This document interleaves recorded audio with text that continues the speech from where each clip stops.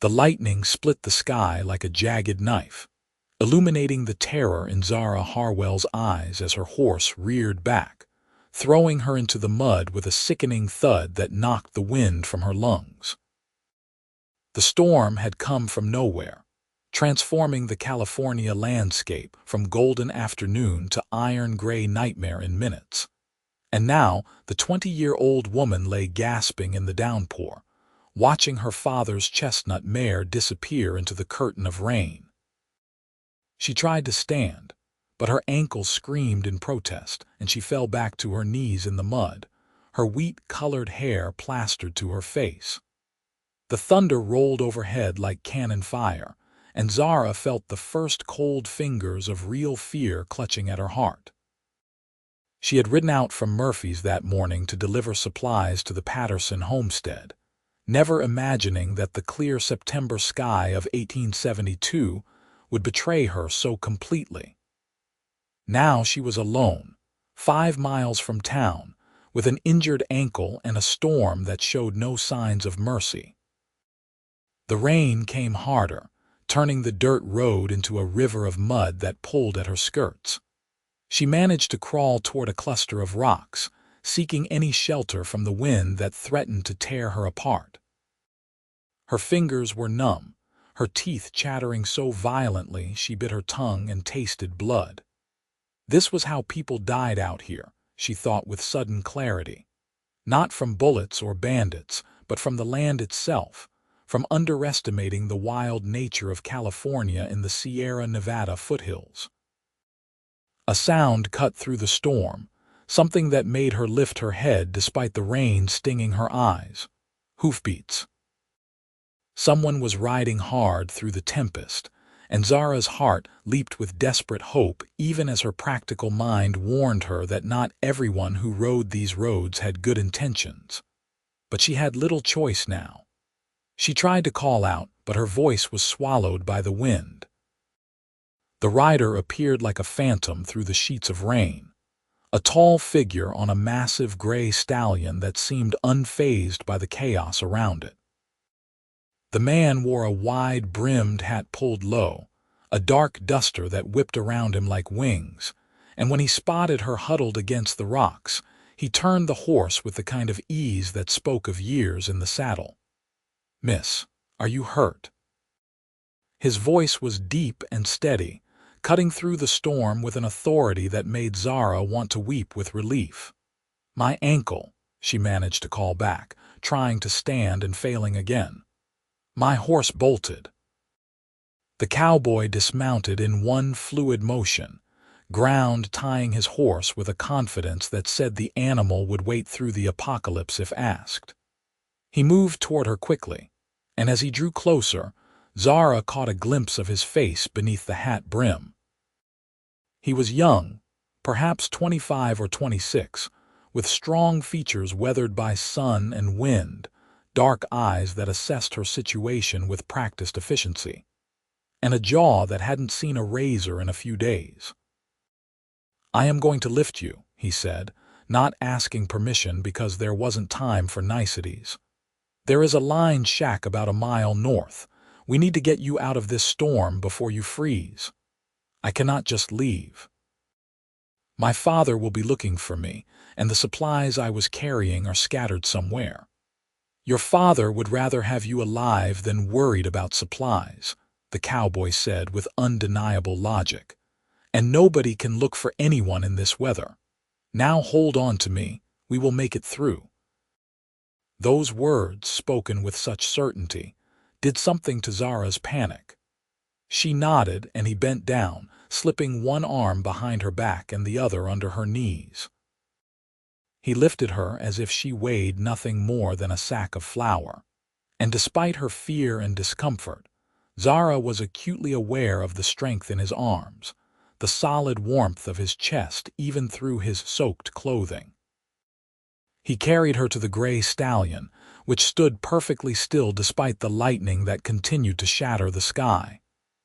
"I need you to hold on to the horn. Can you do that with your ankle?" "I think so," Zara said, though her voice shook. The cowboy mounted behind her with impressive agility, settling her in front of him and wrapping one arm firmly around her waist. "If you start to slip, tell me. Do not be brave and quiet about it." "I am not generally either of those things," Zara said, and was rewarded with what might have been a chuckle, though the storm made it hard to tell. He urged the horse forward, and they moved into the teeth of the storm. Zara had never felt anything like the power of the wind that tried to unseat them. But the cowboy's arm was like an iron bar across her middle, holding her secure, and the horse moved with a sure-footedness that seemed almost supernatural. She found herself leaning back against the man's chest, accepting the shelter his body provided from the worst of the wind. "What is your name?" she called back to him, needing the distraction from the cold and the fear. "Hayes Northwood," he answered close to her ear, his breath warm against her soaked skin. "I work the Henderson Ranch east of Murphy's, Zara Harwell. My father owns the general store in town." "I know it," Hayes said. "Good man, your father. Gave me credit my first winter here when I was young and green and nearly starved." The information warmed Zara almost as much as Hayes's proximity. Her father had a good heart, sometimes too good according to her practical mother, but this was proof that his kindness came back in unexpected ways. If this cowboy hadn't been nearby, if he hadn't recognized a debt of honor, would he have ridden so recklessly into the storm to help her? The line shack appeared through the rain like a mirage, a small wooden structure that looked barely big enough for one person, let alone two and a horse. But Hayes guided the stallion directly up to the narrow overhang that served as a porch, giving them a few feet of shelter from the downpour. He dismounted first, then reached up to lift Zara down. This time, when he set her on her feet, her injured ankle gave out completely, and she would have fallen if Hayes hadn't caught her, once again sweeping her into his arms. "I have you," he said simply, and kicked open the door to the shack. Inside it was dark and musty, but blessedly dry. Hayes set Zara down on a rough wooden bunk against one wall, then moved back outside. She heard him talking to his horse, the scrape of leather, and then he returned with saddlebags and a bedroll. He also had a lantern, which he lit with practiced ease despite his wet hands, filling the small space with warm yellow light. Now Zara could see the shack properly. It was maybe 10 feet square with the bunk she sat on, a small potbelly stove in the corner, and a few shelves holding tins and supplies. Someone, probably the Henderson Ranch, maintained this place for their cowboys to use when caught out in bad weather. Thank God for that foresight. Hayes was moving with focused efficiency, stuffing kindling into the stove from a box that had been left there, striking a match and coaxing a flame to life.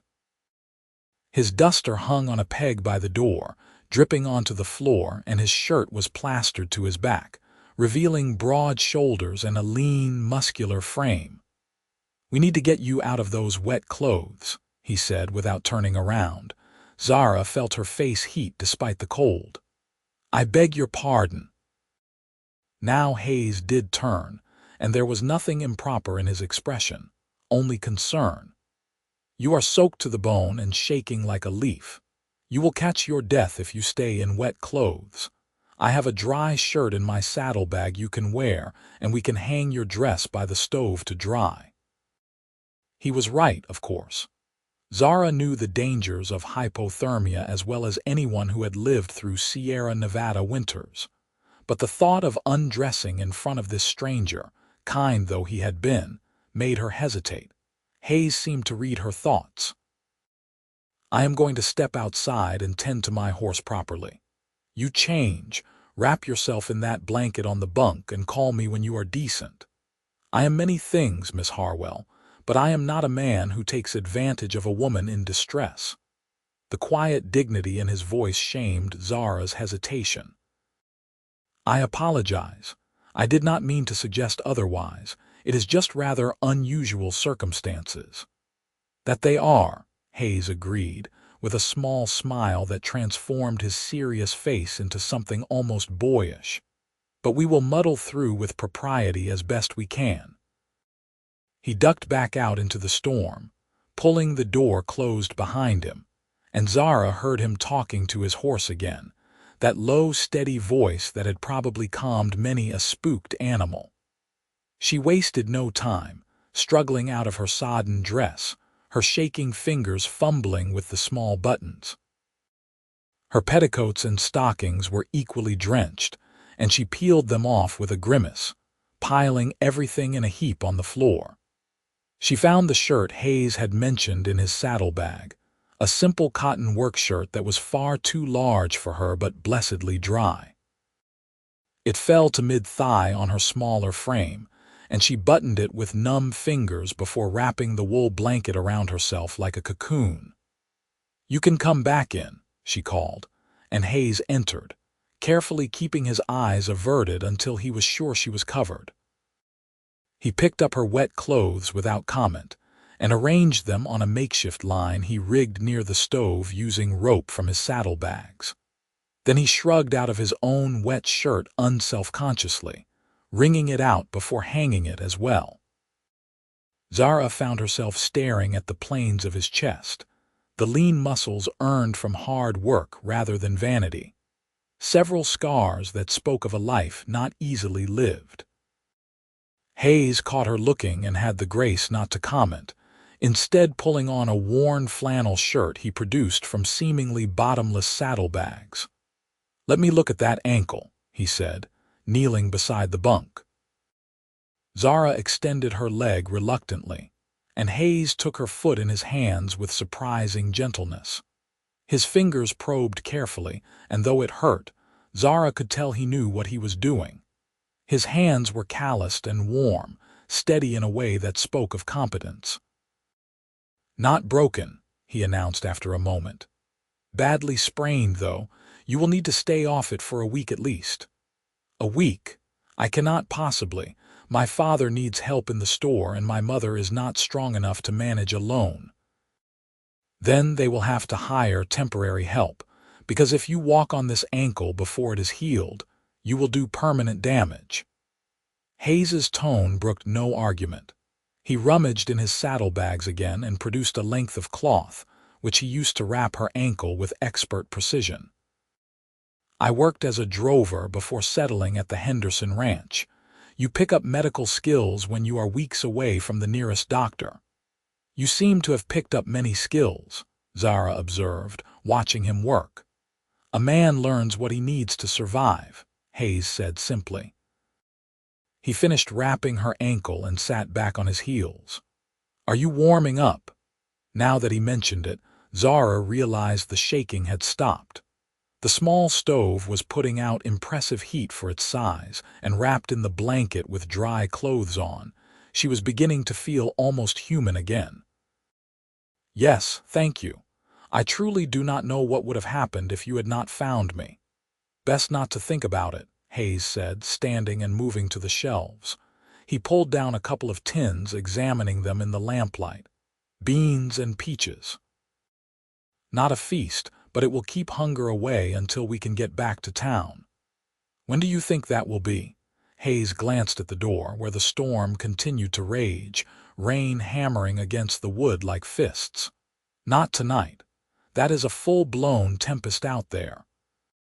But these things blow themselves out. Morning, most likely, if we are lucky." The implication hung in the air between them. They would be spending the night here alone in extremely close quarters.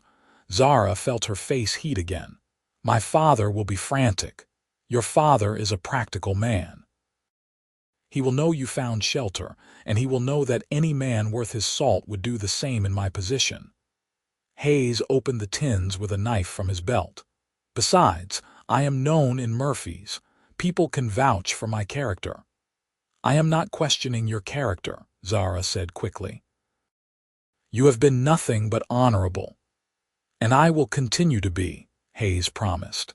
He found a battered pot on one of the shelves and dumped the beans into it, setting it on top of the stove to heat.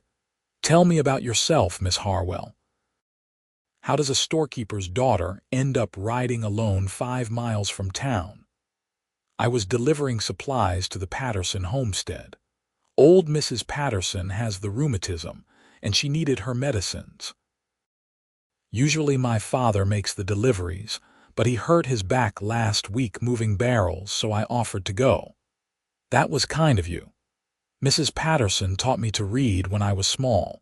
She was the school teacher before her husband took up farming. It was the least I could do. Zara adjusted the blanket around her shoulders. What about you? Where are you from originally? Kansas originally. Missouri before that. My father was a farmer, but not a very good one. He drank more than he plowed.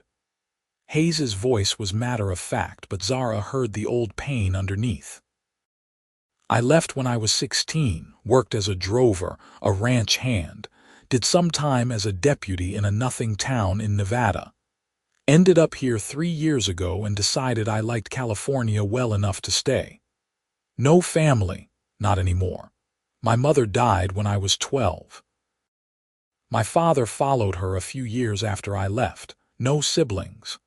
He stirred the beans with a wooden spoon he had found. I am used to being alone. That sounds lonely, Zara said softly. Hayes looked at her then, really looked at her, and something in his dark eyes made her breath catch. It can be. But lonely is better than some alternatives.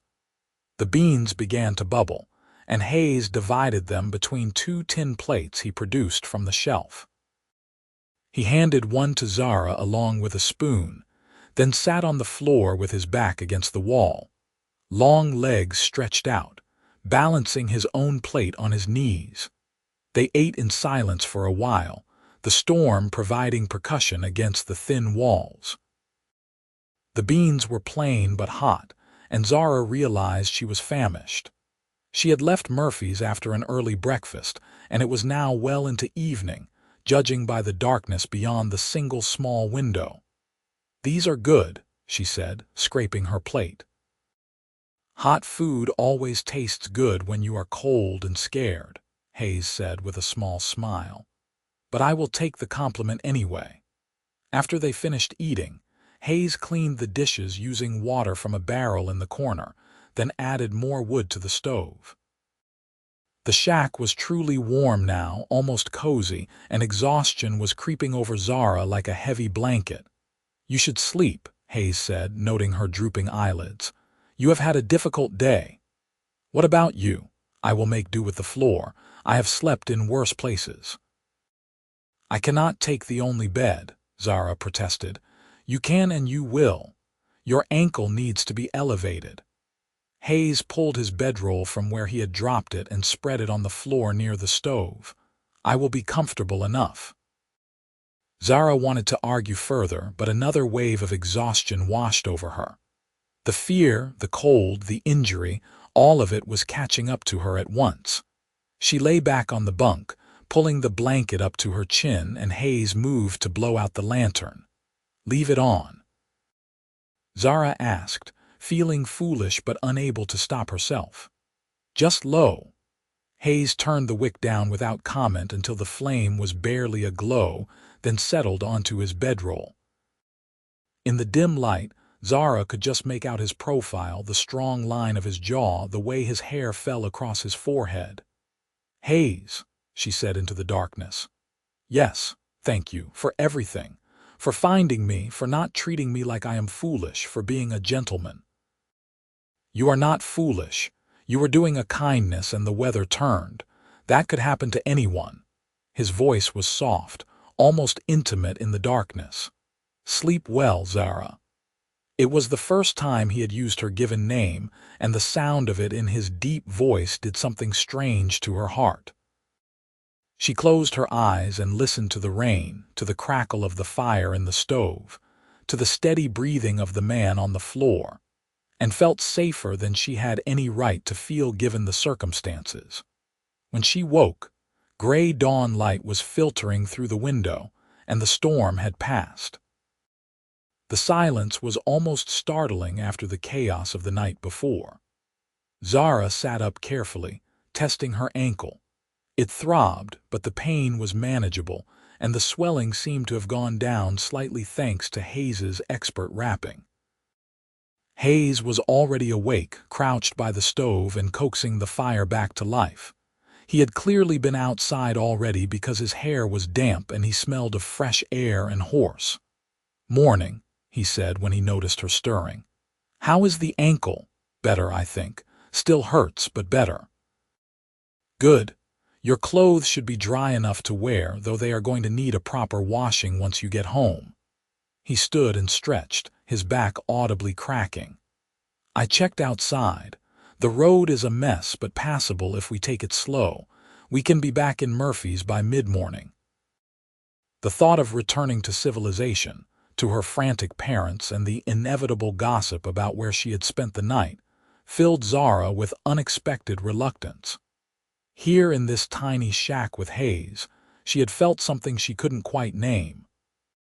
Safe, certainly, but also seen in a way she rarely felt in her daily life. Hayes treated her like a person capable of intelligent thought, not just a pretty face to be coddled and protected. "I suppose we should get moving then," she said, trying to keep the disappointment from her voice. Hayes turned away to give her privacy, and Zara struggled back into her dress. It was stiff and wrinkled, with mud stains that would take serious effort to remove, but it was dry and decent. When she was finished, Hayes helped her stand, supporting her weight as she tested the injured ankle. "You will need to ride in front of me again," he said. "No way around it." "I am not complaining," Zara said, and was rewarded with one of his rare smiles. The morning was fresh and clean, washed new by the storm. Hayes's gray stallion was grazing peacefully in a small grassy area beside the shack, looking completely unconcerned by the previous night's drama. Hayes lifted Zara onto the horse with the same easy strength as before, then swung up behind her. The ride back to Murphy's was slower than their desperate flight the previous evening, Hayes keeping the stallion to a careful walk on the muddy road. Zara found herself hyper-aware of every point of contact between them, the way his arm wrapped around her waist, the solid warmth of his chest against her back, the way his breath stirred her hair when he leaned forward to adjust the reins. They talked as they rode, the conversation flowing easily now that the immediate crisis had passed. Hayes told her about working on the Henderson ranch, about the cattle drives he had participated in during his drover days, about the vast emptiness of Nevada, and the way the desert could kill you with indifference. Zara told him about growing up in Murphy's, about the rough early days when it had been a mining camp and how it had slowly civilized itself, about her dreams of maybe teaching school someday like Mrs. Patterson had. "You would be good at that," Hayes said. "You have patience." "I could tell last night when I was fussing with your ankle. You were hardly fussing. You knew exactly what you were doing. I meant that you were patient with me being so familiar. Some women would have made a fuss about propriety." "Some women would have frozen to death because of propriety," Zara countered. "I prefer practical solutions to social posturing." "I like that about you," Hayes said, and there was something in his voice that made Zara's heart skip. They crested a small rise, and Murphy's spread out before them in the valley below. It was a modest town, a single main street lined with wooden buildings, a church spire rising at the far end, houses scattered on the hillsides like seeds. Smoke rose from chimneys, and even from this distance, Zara could see people moving about their morning business. She felt Hayes's arm tighten slightly around her waist, an unconscious gesture that spoke volumes. He was reluctant to let her go, just as she was reluctant to return to her normal life. Something had happened in that lined shack, something neither of them had intended but both of them felt. A connection, fragile as spider silk, but just as strong as they rode down the main street, heads turned. Zara saw Mrs. Chen pause in sweeping the boardwalk in front of her restaurant. saw old Jacob Morrison stop mid-step on his way into the saloon, saw young Tommy Fletcher gape openly before his mother cuffed him and dragged him along. The gossip would be flying before they even reached the general store. Sure enough, before they were halfway down the street, her father came running out of the store, his face a mixture of relief and concern. Thomas Harwell was a big man, going gray at the temples, with kind eyes and capable hands. Right now, those eyes were fixed on his daughter with an intensity that made Zara wince. "Zara, thank God." He reached up to help her down, but Hayes was already dismounting, carefully lifting her and setting her on her feet with support from behind as her ankle protested. "She is hurt, sir," Hayes said respectfully. "Sprained ankle may be a mild case of exposure, but she will be fine with rest." "What happened?" Thomas demanded, looking between them. Zara explained quickly about the storm, the bolting horse, Hayes finding her. Her father listened intently, his expression shifting from concern to gratitude as the story unfolded. "She spent the night in the Henderson line shack," Hayes added, meeting Thomas's eyes squarely. "I know how it looks, but I give you my word as a man that I treated your daughter with complete respect. There was no impropriety." Thomas studied Hayes for a long moment, and Zara held her breath. Her father was a good judge of character. It was one of the things that made him successful in business. Finally, Thomas extended his hand. "I believe you, and I thank you for saving my daughter's life. If you had not been there—" He didn't finish the sentence, couldn't finish it. Hayes shook his hand firmly. "I am glad I could help." "Papa, Hayes's horse bolted into the storm because of me," Zara said. "He risked his life." "Then we owe you a debt," Thomas said seriously. "Come inside. Let me at least offer you breakfast and dry your gear properly." "I appreciate it, sir, but I need to get back to the ranch. We have a herd coming in today, and they will need every hand." Hayes looked at Zara, and there was something in his eyes that made her chest tight. "Take care of that ankle, Miss Harwell. Follow doctor's orders."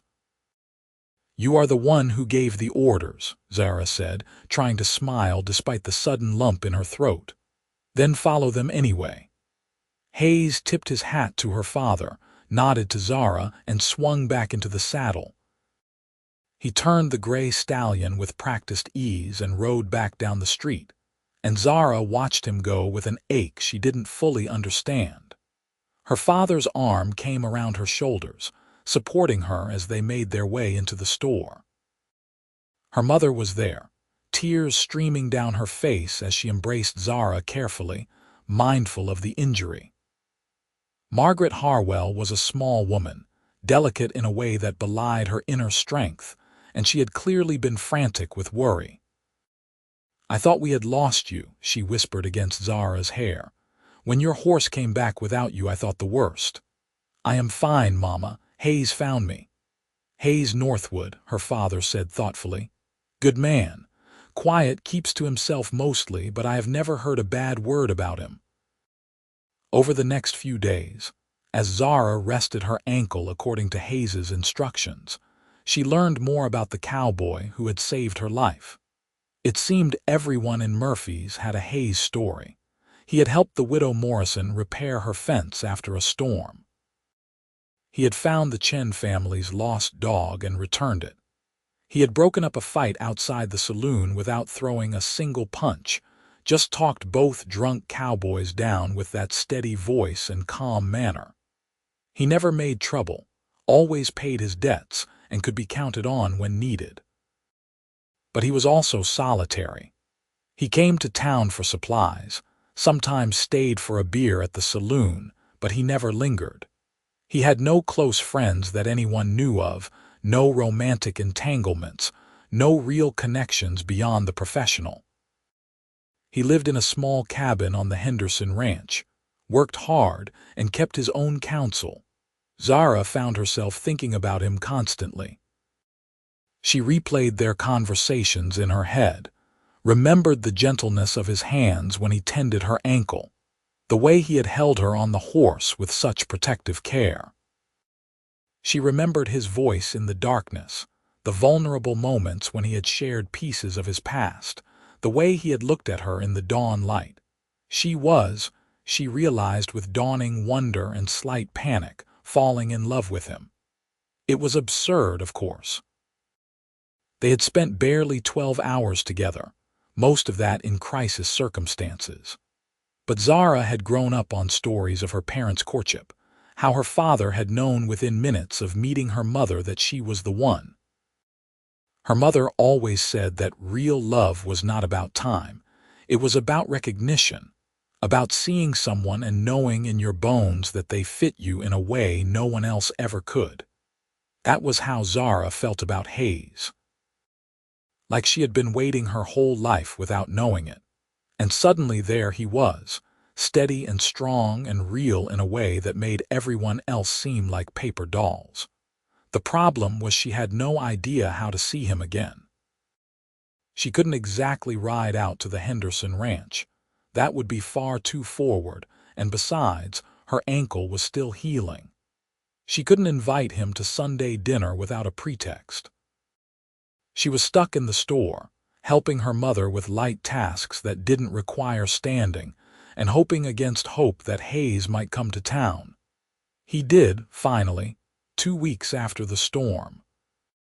Zara was sitting behind the counter, her foot propped on a stool, working on mending a shirt when the door opened and Hayes walked in.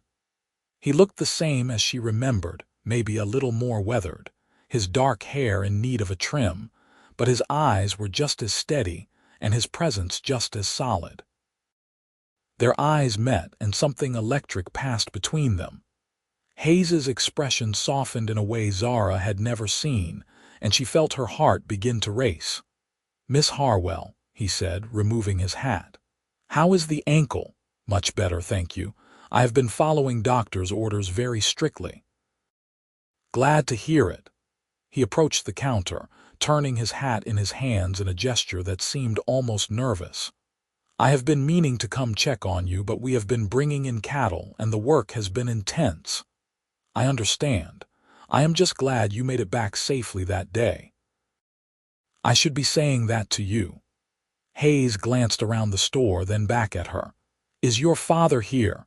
"He is in the back checking inventory. Should I get him? If you would. I need to talk to him." Curious and slightly concerned, Zara called for her father. Thomas emerged from the storeroom, face lighting up when he saw Hayes. "Northwood, good to see you. What can I do for you?" Hayes stood a little straighter, and Zara noticed he was gripping his hat so tightly his knuckles were white. "Sir, I would like your permission to call on your daughter." "Properly, with intention of courting her if she is willing." The world seemed to stop. Zara stared at Hayes, her mouth slightly open, her heart pounding so hard she was sure everyone in the store could hear it. Her father looked equally surprised, but pleased. "That is very proper of you to ask," Thomas said slowly. "But I think the more important question is whether my daughter is interested." "Zara."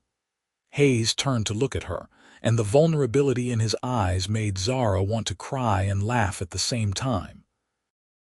This strong, capable man who had saved her life was standing in her father's store, putting his heart on the line because he felt the same connection she did. "Yes," she managed to say, her voice coming out stronger than she felt. "I would like that very much." The smile that broke across Hayes's face was like sunrise, transforming his serious features into something radiant. "Then I will come by Sunday afternoon if that is acceptable." "That would be fine," Thomas said, his own smile barely contained. "Though I expect you to join us for dinner after church. Give Margaret a chance to get to know you properly." "I would be honored, sir." After Hayes left, Zara's mother emerged from where she had apparently been listening in the back room, her eyes dancing with delight. "Did that really just happen?" Zara asked faintly. "It did," her mother confirmed. "And if the way that man looks at you is any indication, we will be planning a wedding before too long." "Mama, We have barely spoken 24 words to each other." "Sometimes that is all it takes," Margaret said wisely. "Your father proposed after knowing me for 3 weeks." 3 weeks, 3 weeks, Thomas confirmed, wrapping an arm around his wife. "When you know, you know. Sunday couldn't come fast enough." Zara changed her dress 3 times before settling on a simple blue cotton that her mother said brought out her eyes. She fussed with her hair until her mother gently took the brush away and styled it herself, pulling it back in a simple but elegant arrangement that made Zara look older, more sophisticated. Hayes arrived precisely on time, riding his gray stallion and wearing what were clearly his best clothes: dark trousers, a white shirt, a black vest, and a string tie. He had shaved and gotten a haircut, and Zara's breath caught at how handsome he looked all cleaned up. He helped her into the wagon her father had brought around, his hands lingering at her waist just a moment longer than strictly necessary, his eyes meeting hers with an intensity that made her blush.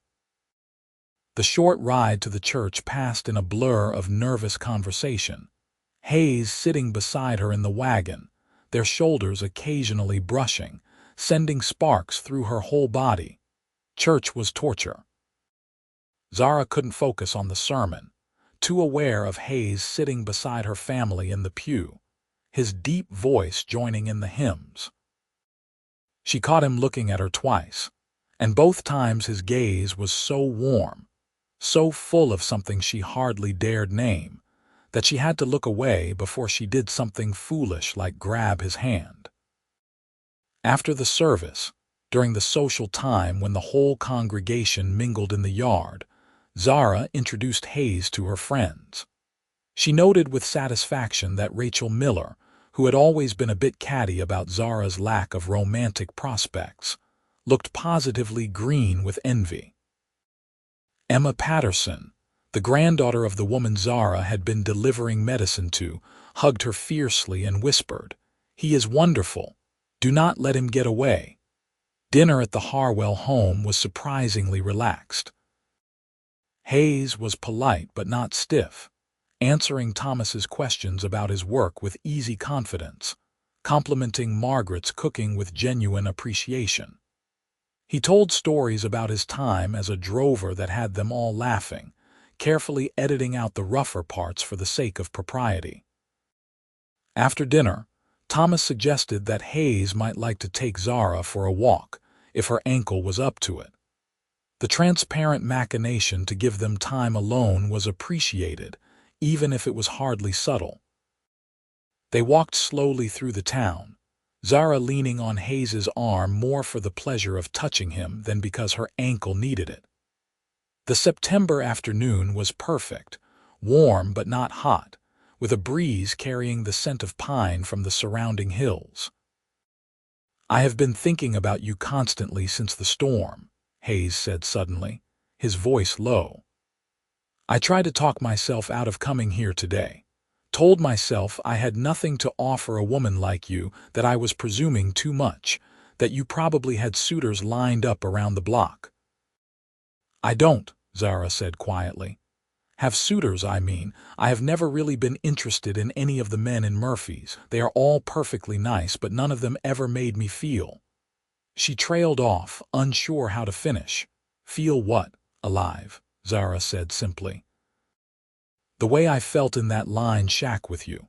Like every moment mattered, like I was exactly where I was supposed to be." Hayes stopped walking and turned to face her, taking both her hands in his. "I felt that too. I have spent years keeping people at arm's length, not letting anyone get close, because it seemed easier than risking getting hurt. But you got under my defenses without even trying. I could not stop thinking about you, about the way you were so brave in the storm, the way you talked to me like I was someone worth knowing, the way you looked at me in the firelight." "I am still looking at you that way," Zara whispered. Hayes lifted one hand to cup her cheek, his calloused thumb tracing her cheekbone with infinite gentleness. "This is fast, I know. Too fast, probably. but I am not a man who plays games or wastes time. I am 26 years old, and I have never felt for anyone what I feel for you. So I am just going to say it plain. I am falling in love with you, Zara Harwell. I would like the chance to court you properly, to see if you might come to feel the same way about me. Tears pricked Zara's eyes. I already do feel the same way. I have been trying to convince myself it is just gratitude or the drama of the storm, but it is not. It is you. The way you are kind without making a fuss about it, the way you are strong but gentle, the way you see me as a person and not just a pretty accessory. I am falling in love with you too, Hayes. The kiss was inevitable, a sweet meeting of lips that sent warmth flooding through Zara's entire body. Hayes kissed her softly, reverently, his hand cradling her face like she was something precious and fragile. When they finally pulled apart, both were breathing hard, and Hayes rested his forehead against hers. "I want to do this right," he said. "Proper courtship, regular visits, giving your family time to know me, but I also want you to know my intentions from the start. I am courting you with marriage in mind, Zara. I do not have much to offer beyond hard work and a promise to always treat you right, but if you will have me, I will spend the rest of my life making you happy." "That is all I need," Zara said, her voice thick with emotion. "I do not need wealth or status. I need honesty and partnership and love, and I think I can find all of that with you."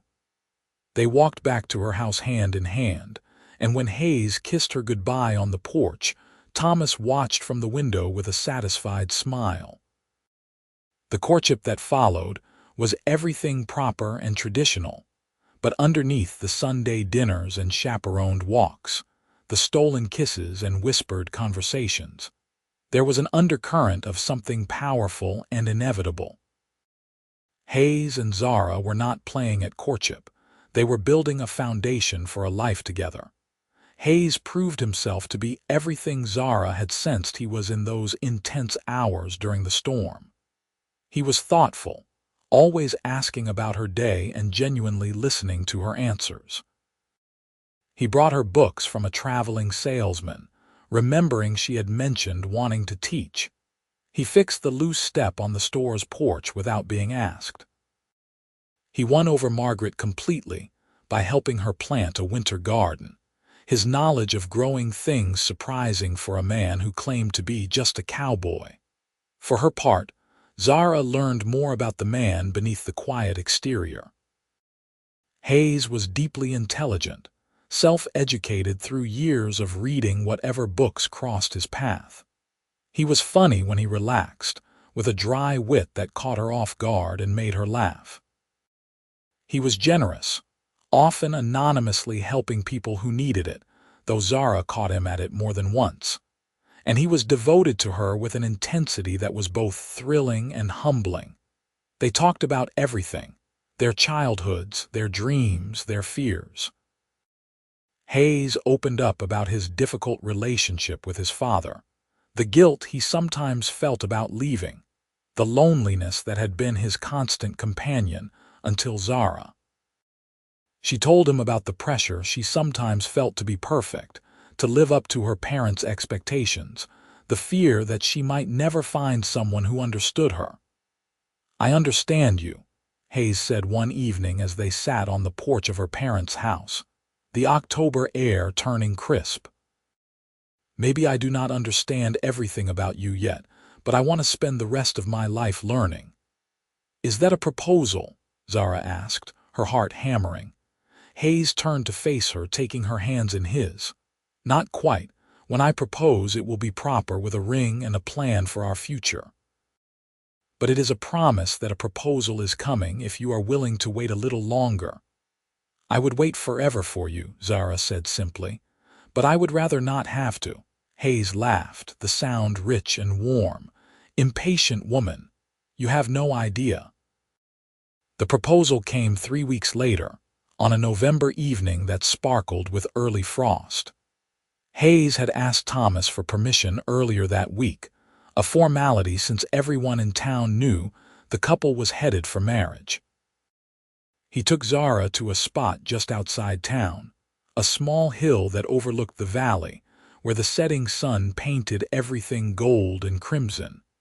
He pulled a small box from his pocket, and Zara's breath caught. Inside was a simple gold band set with a small diamond, nothing ostentatious but clearly bought with careful savings. Zara Harwell, you are the bravest, kindest, most beautiful woman I have ever known. You make me want to be a better man, to build something lasting, to put down roots after years of drifting. Would you do me the extraordinary honor of becoming my wife? Yes, Zara said, tears streaming down her face. Yes, 1,000 times yes. Hayes slipped the ring on her finger, and it fit perfectly, like it had been made for her.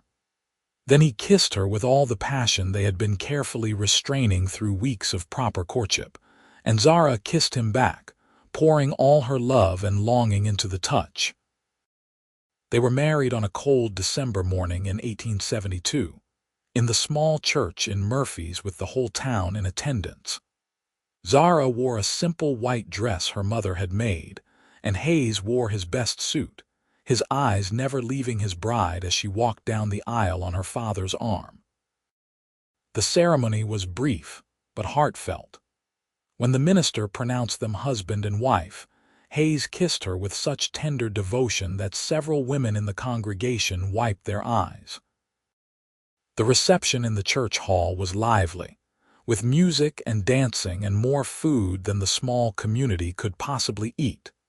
But the best moment came later, when Hayes took Zara to the small cabin he had built on land he had bought from the Henderson Ranch. It was modest but sturdy, with 2 rooms and a solid roof, a porch facing east to catch the morning sun, and a view of the mountains that took Zara's breath away. I built it myself, Hayes said, his voice nervous. I know it is not much compared to your parents' house in town, but it is ours. I thought we could expand it as our family grows, add rooms as we need them. It is perfect, Zara said, meaning it with her whole heart. It is absolutely perfect. That night, as her husband held her in his arms in their marriage bed, Zara thought back to that terrifying day in the storm, when she had been certain she was going to die alone and cold in the mud. She thought about Hayes appearing like an answer to a prayer, the way he had said, "Hold on to me, we will make it through," and how completely she had trusted him even as a stranger. They had made it through. And now they were making it through life together, bound by love and commitment and the kind of partnership that could weather any storm. The first year of marriage was an adjustment, as all first years are. Zara learned the rhythms of ranch life, the early mornings and hard work, the way weather and seasons dictated everything. She learned to cook on a wood stove, to preserve food for winter, to mend clothes and make soap, and all the practical skills a ranch wife needed. But she also continued learning, borrowing books from anyone who would lend them, and eventually starting an informal school in their cabin for the few children of ranch hands who lived too far from town to attend regular school. Hayes supported this completely, proud of his educated wife, building desks and benches for the children, never complaining about the noise and chaos. Hayes thrived too, his natural leadership skills recognized by Henderson, who made him foreman after the previous one retired. It meant more responsibility but also better pay and a share of the ranch profits. For the first time in his life, Hayes felt truly settled, like he belonged somewhere. Their first child was born in the autumn of 1873, a healthy boy they named Henry Thomas, after both their fathers. Hayes wept when the midwife placed his son in his arms, overwhelmed by love and terror in equal measure. Zara watched her strong husband cradle their tiny infant with such gentle care, and fell in love with him all over again. Henry was followed 2 years later by a daughter, Lily Margaret, who had her mother's wheat-colored hair and her father's dark eyes. Hayes doted on both children, teaching Henry to ride almost before he could walk, singing Lily to sleep with old trail songs from his drover days. But life was not without its challenges. The winter of 1876 was brutal, with snows that buried the valley and temperatures that killed livestock. Money was tight, and Zara and Hayes struggled to keep the family fed and warm. There were nights when Zara cried from exhaustion and worry, when Hayes held her and admitted he was scared too, but they got through it together. The drought of 1878 tested them again, as water became scarce and tempers ran hot. There were fights over grazing rights and water access, and Hayes came home more than once with bruises from breaking up conflicts. But his fairness and calm reasoning earned him respect even from those who disagreed with him, and eventually the rains came and tensions eased. Through it all, the love between Hayes and Zara only deepened. They grew into each other, learning the rhythms of partnership, the give and take of marriage, the way to weather disagreements without letting them fester into resentment. They laughed together, cried together, built a life together that was richer than either could have imagined alone. On their 10th anniversary, Hayes took Zara back to the hill where he had proposed. The children were staying with their grandparents in town for the night, giving them a rare evening alone. They sat on the hillside and watched the sunset, Hayes's arm around Zara's shoulders, her head resting against his chest. "You ever regret it?" Hayes asked quietly. "Marrying a cowboy instead of someone who could have given you an easier life?" Zara lifted her head to look at him, seeing the vulnerability in his eyes that he only showed her. "Never. Not for one single moment. You gave me exactly the life I wanted, Hayes. Adventure and partnership and love. You gave me a home and children and a sense of purpose. How could I regret any of that?" "I just want you to be happy," Hayes said, cupping her face in his hands. "That has always been my only real goal. I am happy, deliriously, completely happy." Zara kissed him softly. "I got caught in a storm and found my whole life. Best trade anyone ever made." Hayes laughed and pulled her close, and they watched the last of the sunset together, content in the silence that came from years of knowing each other completely. Their family continued to grow. A third child, another boy named James, arrived in 1880. He was followed by twin girls in 1883, Rose and Ruby, who kept everyone on their toes with their mischievous energy. The cabin expanded room by room, growing into a proper house as Hayes had promised, always a work in progress but always full of love and laughter. Zara never did become a formal school teacher, but her informal school grew into a vital part of the community. She taught not just children but also adults who wanted to learn to read and write. Hayes built a proper schoolhouse on their land, and Zara held classes 3 days a week, instilling in her students the love of learning that Mrs. Patterson had instilled in her years ago. Hayes rose through the ranks at the Henderson Ranch until Henderson, now elderly and without heirs, offered to sell him the land at a generous price. It took years of saving and careful planning, but in 1890, Hayes and Zara became the official owners of the Northwood Ranch, a modest but thriving operation that employed a dozen men and ran several hundred head of cattle. Their children grew and flourished. Henry became a rancher like his father, taking over more and more of the day-to-day operations as Hayes's body began to feel the effects of years of hard work. Lily married a banker from Sacramento and moved to the city, but visited often and wrote weekly letters that Zara treasured. James became a lawyer, using his sharp mind to help settle land disputes peacefully. The twins, inseparable as always, both became nurses, drawn to helping people in practical ways. Through all the years, all the changes and challenges, Hayes and Zara remained each other's anchor. They had weathered literal and metaphorical storms together, had built something lasting from that chance encounter in the rain. They had proven that love at first sight, or at least love at first storm, was not just the stuff of fairy tales but something real and enduring. On a spring evening in 1910, Zara and Hayes sat on the porch of their house, now grandparents many times over. Hayes was 64, his dark hair now silver, his face deeply lined by sun and time. Zara was 58, her wheat-colored hair streaked with white, her hands showing the work of years. But when they looked at each other, they still saw the young people who had fallen in love in a lined shack during a storm. "Tell us the story again, Grandma," little Eleanor begged from her spot on the porch steps. She was Henry's youngest daughter, only 6 years old, with her grandmother's eyes and her grandfather's stubborn chin. "Which story?" Zara asked, though she knew perfectly well which one. "How Grandpa saved you from the storm." Eleanor's older brother Thomas rolled his eyes, but even he leaned forward, interested despite having heard it 100 times.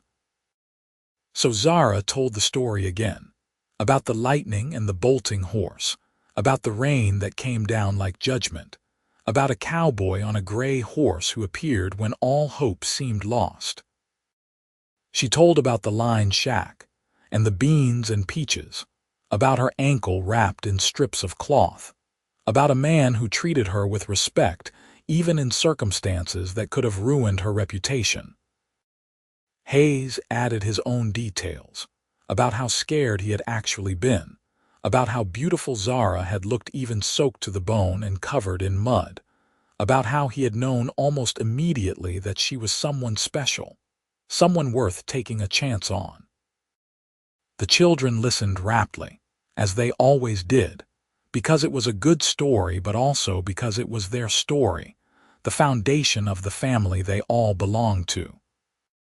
Everything in their lives, every person sitting on that porch, existed because of a storm and a rescue and 2 people brave enough to admit they had fallen in love. After the children were called inside for dinner, Zara and Hayes remained on the porch, watching the stars emerge in the darkening sky. Somewhere in the valley, a coyote howled and cattle lowed softly in response. "You know what I think about sometimes," Hayes said, breaking the comfortable silence. "What?" "That storm. What if I had decided to wait it out at the ranch instead of trying to get back to town? What if I had taken a different road? What if I had been just 5 minutes later and missed you completely?" Zara shivered despite the warm evening. "That is a frightening thought." "It is, because then I would have missed all of this." His gesture encompassed the house, the land, the family inside, their entire life together. "One small decision and my whole life would have been different, empty.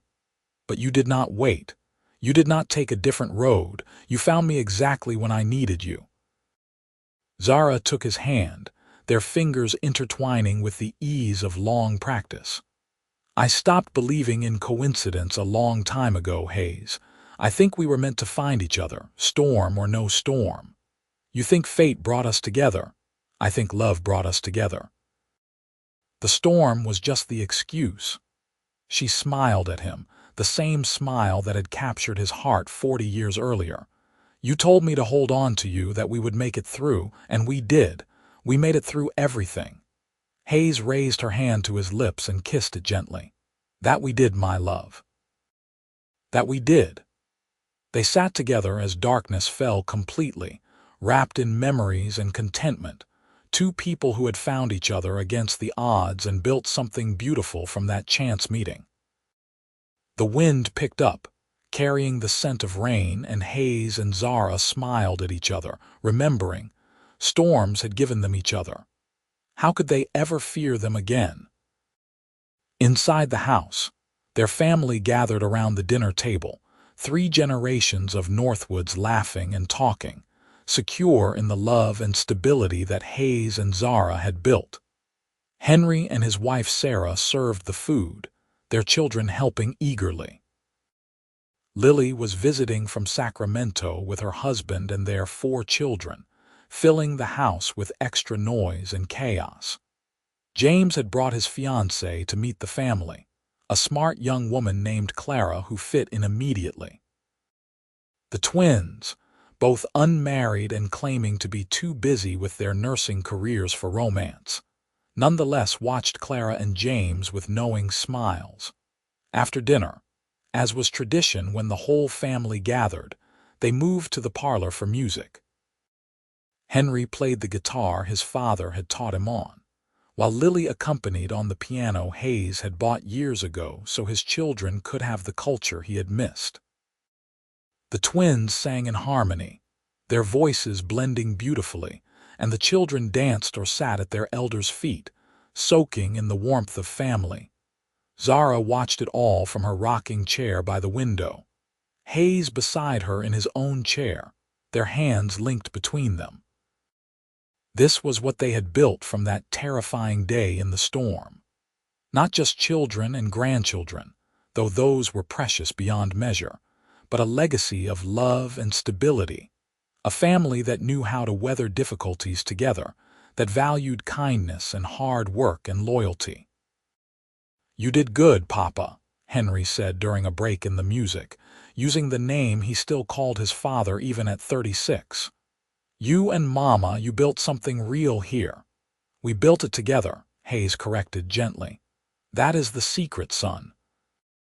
Find someone you can build with, someone who will stand beside you when times are hard, and the good times will take care of themselves." "Is that what you tell all the young men?" James teased. "Because I have heard you give that speech at least a dozen times." "It bears repeating," Zara said, coming to her husband's defense with a smile. "Too many people think love is just a feeling, something that happens to you. But real love is a choice, a commitment you make every day to keep choosing that person, to keep building together." "Even when they are stubborn and impossible?" Lily asked with a laugh. "Especially then," Zara confirmed. "Your father and I have had our share of arguments over the years. There were times we made each other absolutely furious. But we never stopped choosing each other, never stopped working together toward our shared goals." "What was your worst fight?" Eleanor asked with the brutal curiosity of childhood. "Eleanor," Sarah scolded, "that is not polite." But Hayes laughed. "It is all right. She should know that marriage is not always easy." He thought for a moment. "The worst fight was probably when I wanted to expand the herd during the drought year, and your grandmother thought it was too risky. We barely spoke to each other for 3 days." "Who won?" Thomas asked. "Your grandmother," Hayes said without hesitation. "She was right. If I had expanded like I wanted, we would have lost everything when the drought worsened.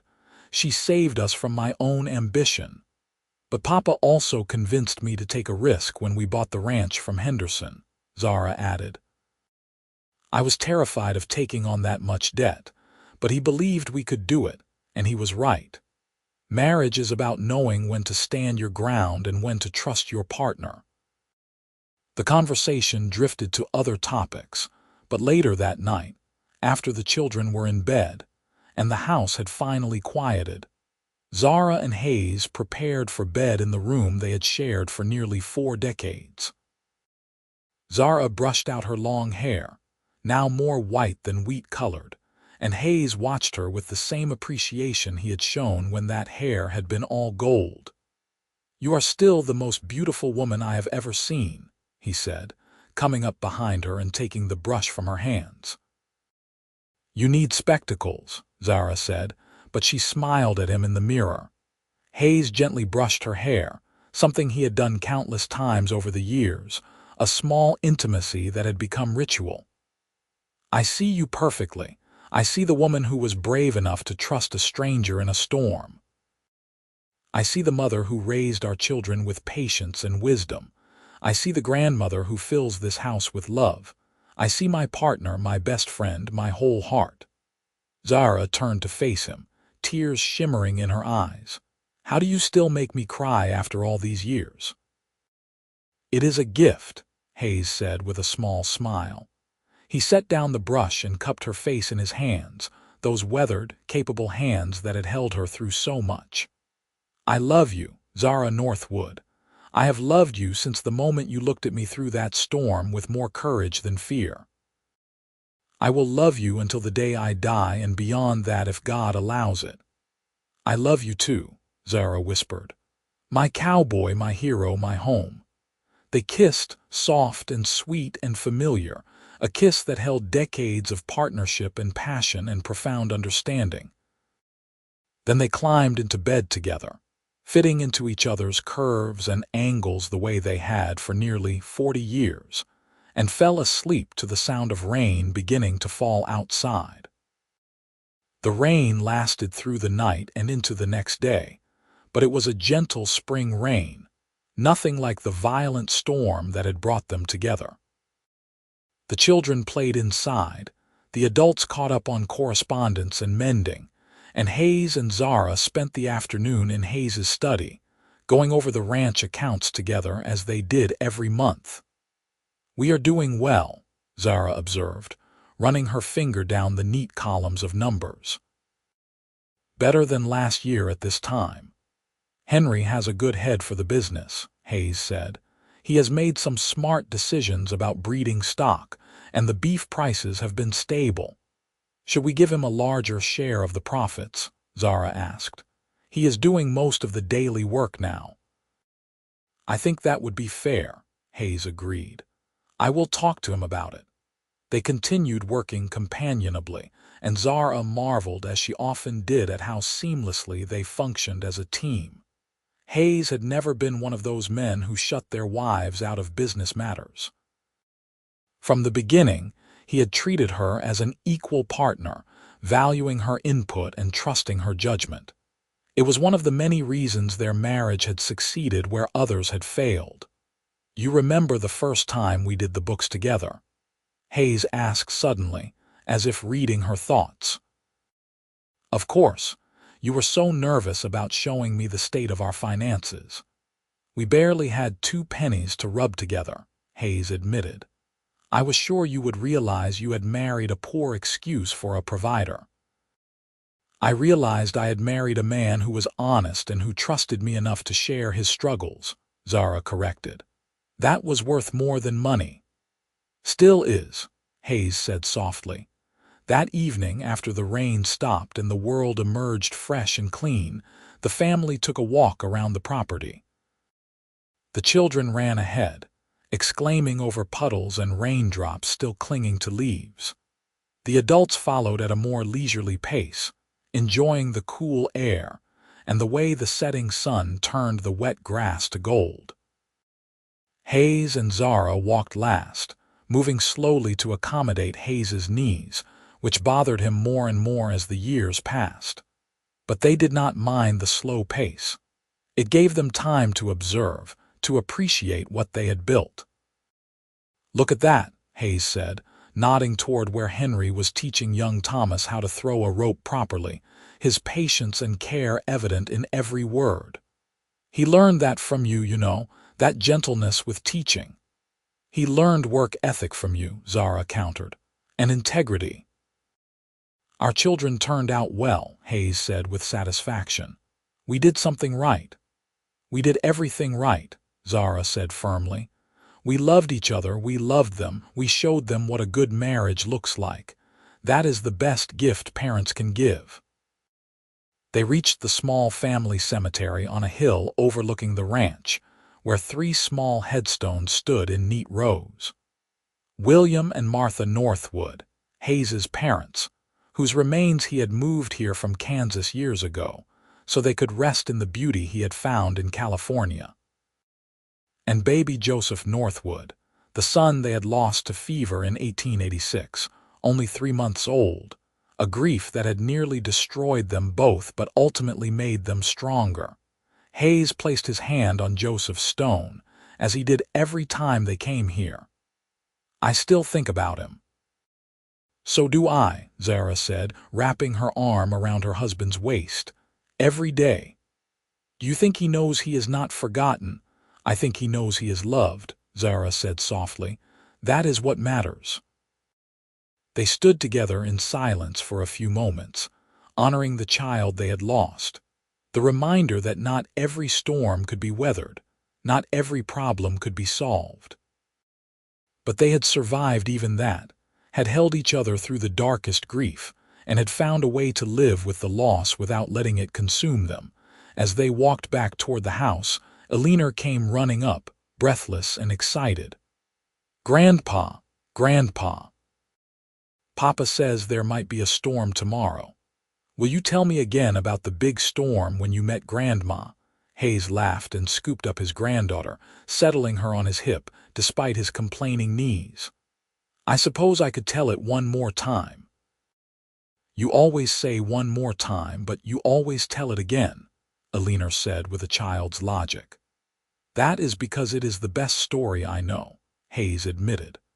"The story of how I found your grandmother and she found me, and how we built this whole life together from one terrifying, wonderful day." As they walked back to the house, Hayes began the story again, Eleanor hanging on every word, and Zara listened too, never tiring of hearing her husband's perspective on the day that had changed everything. The story had grown and evolved over the years, polished by repetition into something almost mythical, but the core remained true.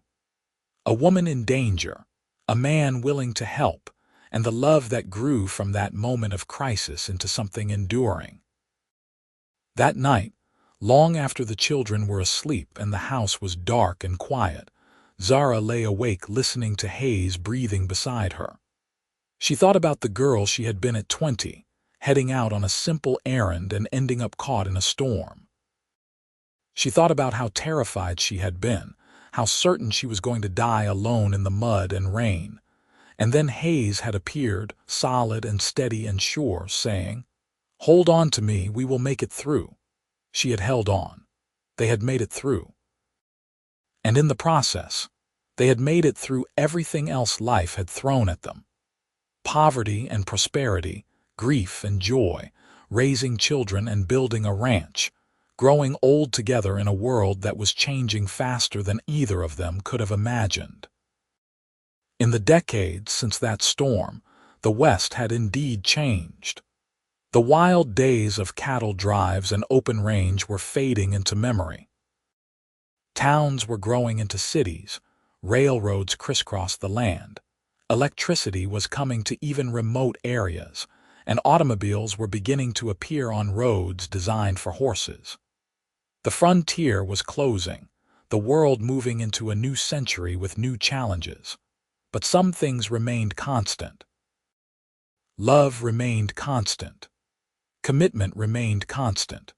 The choice to build a life with someone, to weather storms together, both literal and metaphorical, that remained as vital and powerful as it had ever been. Zara rolled over carefully, not wanting to wake Hayes, and looked at his face in the moonlight streaming through the window. Even in sleep, there was strength in those features, a fundamental decency that showed in the lines of his face. This man had saved her life, had loved her faithfully for 40 years, had given her children and purpose and joy beyond measure.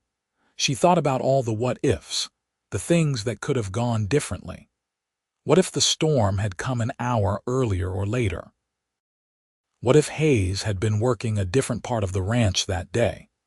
What if she had been too proud or too frightened to accept help from a stranger? But none of those things had happened.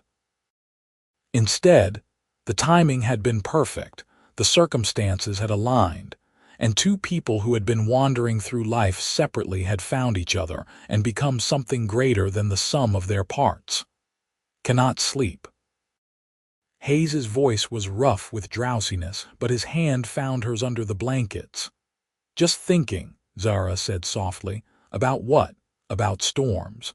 About second chances. About how lucky I am." Hayes pulled her closer, tucking her against his chest the way he had that first night in the lined shack, protective and warm. "I am the lucky one. You could have had anyone, but you chose me." There was never anyone else, Zara said simply. From the moment you said hold on to me, there was never anyone else. They fell asleep that way, wrapped in each other's arms, secure in a love that had been tested by time and found to be unbreakable. Outside, the California night was peaceful and clear. All storms passed, all fears quieted, nothing but the steady stars and the sleeping land and two people who had found in each other everything they had ever needed. The years continued to pass, as years do, bringing more changes and more challenges. The ranch thrived under Henry's management, expanding to include new techniques and technologies. Lily's husband lost his job in the financial panic of 1907, and they moved back to Murphy's, where Hayes gave his son-in-law work on the ranch and a chance to rebuild. James's legal practice flourished in Sacramento, and he eventually became a judge, known for his fairness and wisdom. The twins finally married in a double ceremony in 1912, marrying brothers who were also in the medical profession, and all four went on to establish a small hospital in Murphy's that served the whole region. Through it all, Hayes and Zara remained the center of their growing family, the still point around which everything else revolved. They were consulted on every major decision, their advice sought on everything from business matters to child-rearing to affairs of the heart. They had earned the respect not just of their family but of the entire community, known as people of integrity and kindness, as a couple whose love had endured.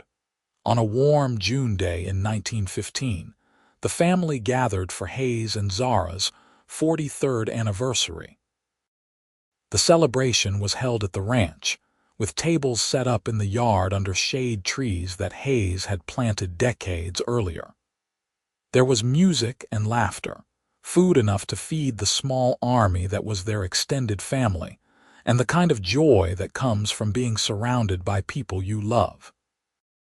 As the afternoon wore on, Henry stood and called for attention. He raised his glass and the crowd quieted.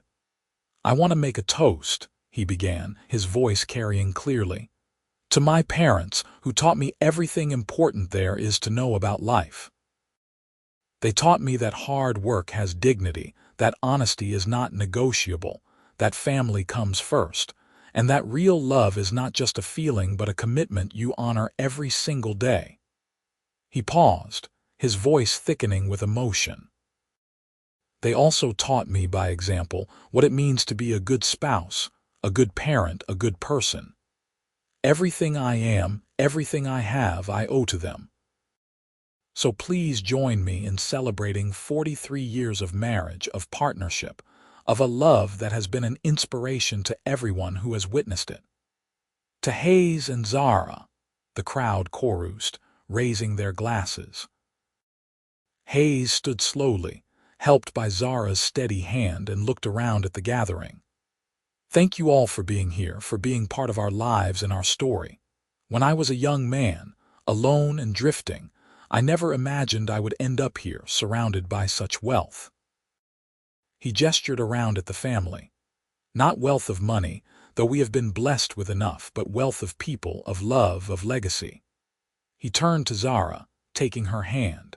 "And it all started with a storm and a chance encounter with the bravest, most beautiful woman I have ever known.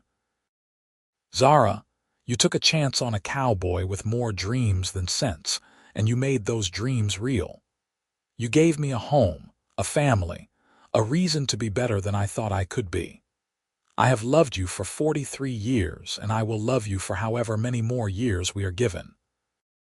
You are my heart, my partner, my everything." There was not a dry eye in the gathering as Zara stood and kissed her husband, the kind of kiss that showed everyone watching that passion did not die with age, that love could remain vital and alive even after decades. "I think I got the better end of this deal," Zara said when they finally parted, "but I will not argue with you about it. That is one of the tricks of a long marriage, knowing which arguments are worth having." The laughter that followed broke the emotional tension, and the party continued into the evening.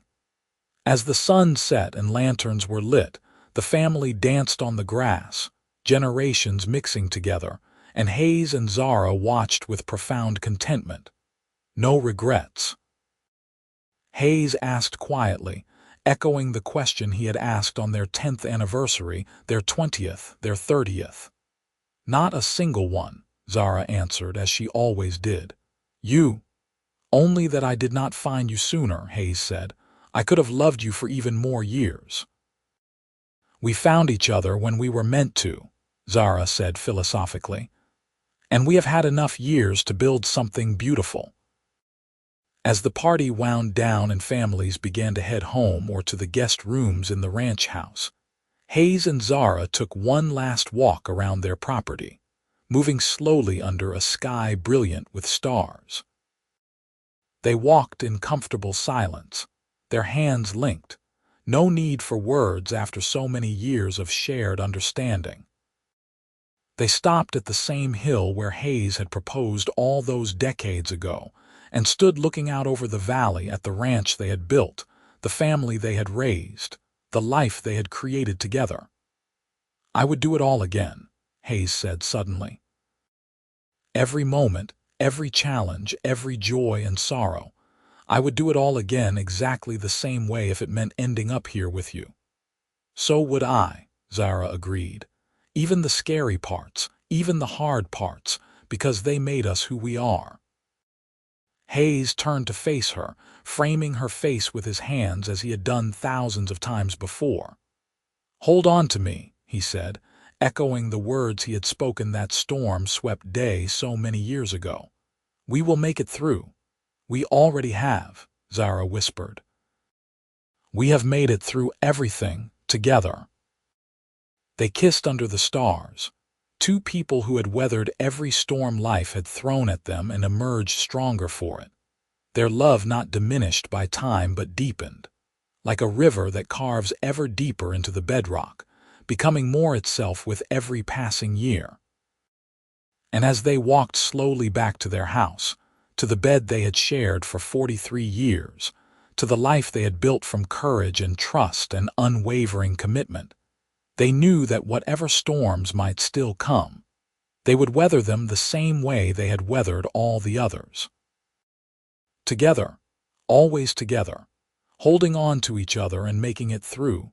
That was the promise Hayes had made in the rain, and it was the promise he had kept every day since.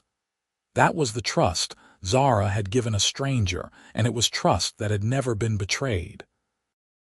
And that was the legacy they left to their children and grandchildren and great-grandchildren who would come after.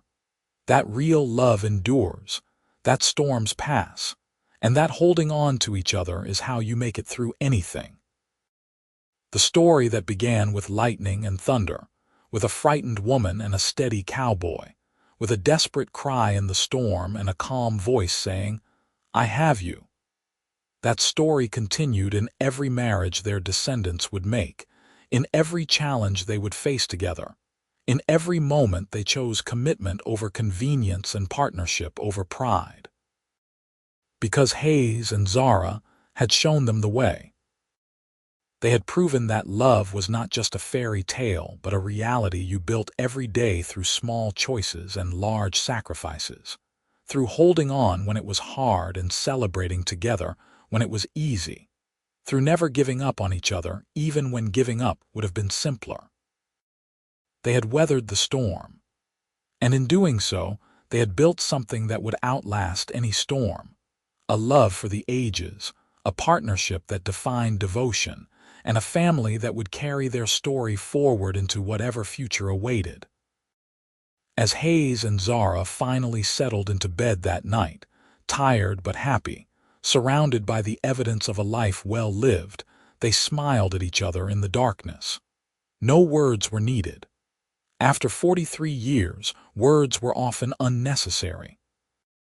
The language of touch, of presence, of simply being together spoke louder than any words could.